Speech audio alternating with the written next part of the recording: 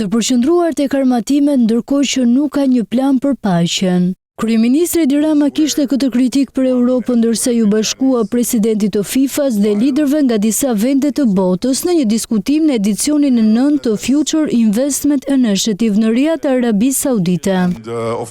Sinqerisht, unë besoj se ka diçka thellësisht të gabuar në faktin që ka një nxitim të përditshëm për të riarmatosur, për të menduar dhe për të folur e për të punuar për më shumë armë, ndërkohë që nuk ka asnjë plan paqe që mund ta shihje, ta lexoje dhe të mendoje për të.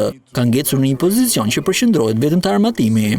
Rama vuri në dukje se ajo që po ndodh në perëndim është inercia dhe jo imagjinata nga sa ndodh në vende të tjera të botës, gjë e cila sipas tij ka pasuruar edhe vetë inovacionin. Si një europian I palëkundur, kryeministri tha se ndihet shumë I shqetësuar dhe I trazuar nga fakti që fjala bërthamore është shndruar në diçka normale në fjalor.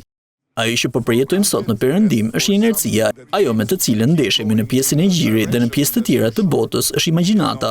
Imagjinata ushqehet nga inovacioni, nga nevoja për të ngjitur më lart për të bërë kapërcime.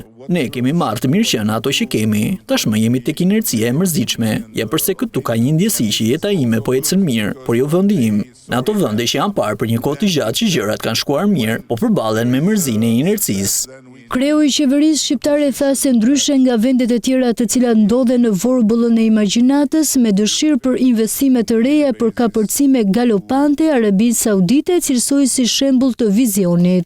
Unë besoj nëse sot Mbretëria Saudite është një model, lidhet shumë me vizionin pjesës së cilit është bukuria, transformimi që është fizik, është I prekshëm dhe të tregon gjithçka që është e mundur. Synimi për ta transformuar këtë shkretëtirë në Firenze 2.0 është saktësisht vizioni.